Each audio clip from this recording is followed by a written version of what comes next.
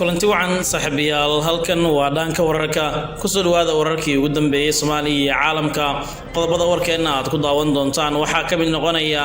Nisa oo war la yaab leh ka saartay xaaladda maxbuus Mukhtaar Robow Cali oo Mansuur wasiirka amniga oo loo diray jawaab degdeg ah maxay tahay jawaabtaasi Mukhtaar Robow oo la sii deynayo wada hadallo u bilowday Mukhtaar Robow iyo dawladda iyo wararkii ugu dambeeyay xaaladda ninkan dawladda u xiran 3 sano iyo sida uu hadda ugu nool yahay guri Nisa ay Muqdisho ku leedahay warbixintan ayaan eegi doonaa balse marka hore saaxiibayaal u diyaar garooba qodobada hordhaca warka daawateen oo dhameystiran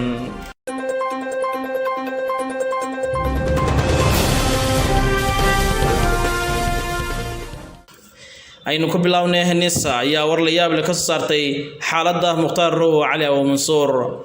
taliskan wasaqada iyo zoonka qaranka Soomaaliyeed ee warbixin la yaab leh ka saaray xaaladda Sheekh Mukhtaar Robow Cali oo Mansuur oo muddo 3 sano ah maxkamad la'aan u xiran hay'adda Nisa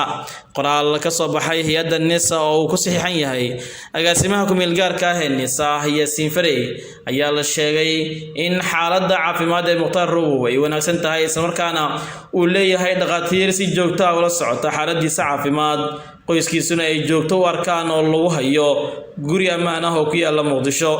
Mukhtaar Robow oo noloshiisa waxa bil walba Nisa uga baxda $7,000 si loo maareeyo noloshiisa iyo midka qoyskiisa ayaa lagu yiri warka qoraalka ah ee lagu daawacay laguna cadeeyay inuusan buuxin shuruudihii soo dhiibinta sida ay sheegeen hay'adda Nisa qoraalka ayaa u dhignaa sida tan ku socota wasiirka amniga gudaha ee xukuumadda federaalka oo ra'iisul wasaaraha xukuumadda federaalka oo madaxweynaha jamhuuriyadda federaalka ujeedo bixinta xaaladda Mukhtaar Robow Cali mudane wasiir anigoo tixraacaya warqadda wasiirka amniga gudaha oo tirsigeedu yahay WAGA/HAWA 206/2021 kuna taariikhaysan 6 Diseembar 2021 waxaa halkan kugu soo gudbinaynaa warbixin ku saabsan Mukhtaar Robow Cali oo Mansuur oo ahaa amiirka xigeenkii hore ee kooxda Al-Shabaab kaas oo sheegtay inuu iska soo dhiibay dawladda balse aan buuxin shuruudihii soo dhiibista ee laga doonayay Mukhtaar Robow wuxuu degan yahay guri amnigiisu sugan yahay waxaana qaabilsan ciidamo si gaar ah u xaqiijinaya amnigiisa midka hoyga uu degan yahay waxa si joogto ah ugu yimaada soonabooda qoyskiisa iyo xaaskiisa iyo cidii kale ee u dalbado xaaladiisa caafimaad waa caafimaad qab wuxuu leeyahay dhaqaatiir si joogto ah ula socota xaaladiisa caafimaad hoyga uu degan yahay waxa uu yaalaa qalabka jimicsiga oo dhameystiran sidoo kale waa arday dhigta jaamacadda heerka 2 ee master degree xiriir joogto ah la leh macallimiintiisa Mukhtaar noloshiisa waxa bil walba hay'adda wasaqada uga baxda lacag dhan $700,000 si loogu maareeyo noloshiisa iyo midka qoyskiisa Mukhtaar Robow maadaama uu soo noqday sida la socotiinba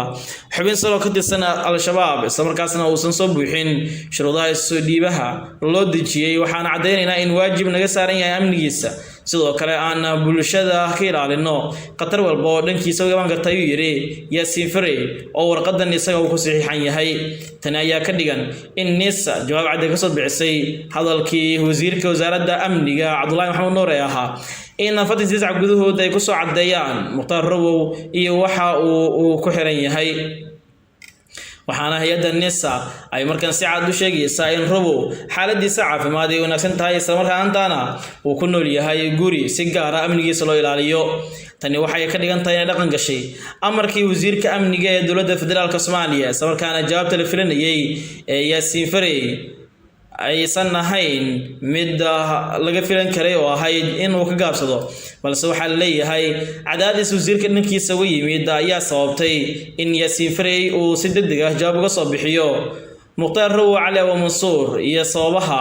uu u xiran yahay ilaa iyo hadda maadaama 3 sano iyo dheeraad uu xiran yahay dawladda federaalka Soomaaliya jawaabtan ayaana ka dhigan in wasiirku uu tallaabo qaadi doono mamaha soo aadan oo la xiriirta waxyaabaha ka dhiman shuruudda soo dhiibista ee Mansuur iyo in la dhameystiro xarigiisana dib loo eego waxaana xoog kala duwan dhanka wararka uu helay ay sheegaysaa in la doonayo in Mansuur la soo daayo mamaha soo aadan isla markaana hadda wada hadallo ay u socdaan dawladda federaalka Soomaaliya iyo siyaasiyiin مسؤول كاه مختار هو علي ومنصور تاسو لدونيو إن وذاتكن حبس جريجا كواه مقالة مقدشة دبوها لحرية ديسا waxaana hadda laga shaqeynayaa sidii ay Mukhtaar Robow lagu soo lahaa xabsiga xilli heladiisa ay sheegayaan in xaaladda caafimaad uu wajahayo wadaadkan 3 sano dheeraad ku xiran guri Muqdisho ay ku leedahay hay'adda nabad sugidda sida xogta la helay ay muujinayso. Yaasiin Farey ayaa aad ugu dhow farmaajo Fahad Yaasiin jawaabta uu bixiyayna waxay noqotay lama filaan inuu si degdeg uga soo jawaabo amarka wasiirka amniga taasi oo ka dhigan in madaxweyne farmaajo markan dhammaan saaxiibadii ay ka wada hayaameen isla markaana hadda ay ku xiran yihiin xukuumadda Roble ayna qaadanayaan taliyaasha ciidamada amarka ra'iisul wasaaraha dalka Maxamed Xuseen Roble. haddaba wadayaal si kooban aan u eegno Yaasiin Farey ma waxa uu qaadayaa wadadii Fahad Yaasiin mise mid ka duwan ayuu ku maareynaya khilaafka farmaajo iyo hay'adda nabad sugidda. khilaafka dib u soo laba kacaliyay ra'iisul Roble madaxweyne farmaajo ayaa xiiso hor leh siyaasadeed ka dhaliyay Soomaaliya isagoo hadda ay u muuqato inuu mar kale lagu hala galay hay'adda nabad sugidda zoonka qaranka Soomaaliyeed. khilaafkan kii ka horeeyay labada hogaamiye ayaa waxaa sal u ahaa kiiska Ikran Tahliil oo ahayd gabadh ka tirsanayd hay'adda sirdoonka nabad sugidda ee Soomaaliya oo la sheegay inay dileen Isla Nisa. kadib markii khilaafku cirka sii shareeray ayaa waxa ay ra'iisul wasaaruhu ku dhawaaqay in wafad 9 saac gudahooda kadib markii khilaafku cirka sii shareeray ayaa waxa uu ra'iisul wasaaraha ku dhawaaqay in 48 saac gudahooda uu agaasimaha Nisa Fahad Yaasiin xilligaasi ahaa inuu warbixin degdeg ah oo ku saabsan xaaladda sargaalada Ikran Tahliil uu soo gudbiyo. balse maalin kadib ra'iisul Maxamed Xuseen Roble ayaa soo saaray warqad uu shaqada uga joojiyay madaxii hay'adda Nisa Fahad Yaasiin waxa uuna xilkaasi si kumeel gaar ah u magacaabay Sarreeye Guud Bashiir Maxamuud Jaamac Bashiir Goobe. hase yeeshee madaxweyne farmaajo ayaa amray in shaqadiisa uu sii wato Fahad Yaasiin oo xilka madaxa hay'adda sirdoonka Soomaaliya uu ka qaaday ra'iisul Roble. madaxweynaha iyo ra'iisul wasaaruhu waxa ay cuskanayaan qodobo ku dhigan dastuurka kumeel gaarka ah ee Soomaaliya. inkastoo ugu dambeyntii Fahad Yaasiin madaxweynaha xilka u magacaabay booskiisa waxa uu magacaabay Yaasiin Farey oo hadda isagana wasiirka amniga ku amray Mukhtaar Robow oo Mansuur u xiran dawladda oo saacado kooban warbixin uga keeno. inkastoo wasiirka markaas uu bixiyay haddana Yaasiin Farey uu ka soo jawaabay ayaa waxa la aaminsan yahay in Yaasiin Farey markan uu qaaday wado ka duwan Fahad Yaasiin oo uu markan doonayo in khilaafka madaxda ugu sarreeyay ee dalka uusan saameyn hay'adda nabad sugidda zoonka qaranka Soomaaliyeed.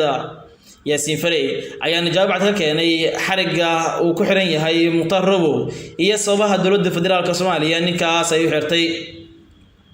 dadka qaarkood ayaa sheegaya in amarkan wasiirka iyo kii Ikran Tahliil ay is shabahaan maadaama ay labada kiisba ay ku soo beegmeen xilli uu jiro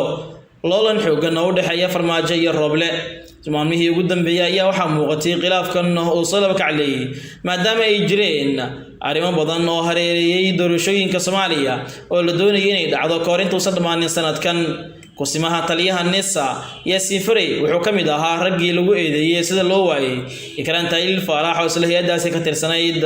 dadka qaarkood ayaa ku doodaya in jawaabta uu bixiyay Yaasiin Farey aysan ahayn mid ku haboon hadalka ka soo yeeray balse ay ahayd inuu soo dhameystiro waxyaabaha loo xiray Mukhtaar Robow. balse wuxuu sheegay in uu Mukhtaar Robow nabad qabo lacagna uga baxdo Nisa taasi oo ka dhigan in isoo dhibidii Mukhtaar Robow iyo sharxidiisii xilka furka Soomaaliya intaba dowladda aysan ku xirin balse sabab amni loo xirtay. hase yeeshee qoyskiisa ku doonayaan in dib loo soo daayo Mukhtaar Robow. Yaasiin Farey ayaa bishan xildhibaan loogu doortay magaalada Dhuusamareeb balse musharaxiinta Timisa ayaa sheegay in kursiga loo boobay iyagoo dacwad ka geeyay guddiga xalinta khilaafaadka doorashada. guddigan ayaa markii dambe sheegay in doorashada kursiga Yaasiin Farey ay tahay mid aan sax ah. tani waa sabab kale oo loo tirinayo in isku dhaca labada mas'uul ee ugu sarreeya dalka keentay qayb ahaan maadaama ra'iisul wasaaraha uu kala diray qaar ka mid ah hogaankii guddiga xalinta khilaafaadka taasina ay horseedi karto in dib loogu laabto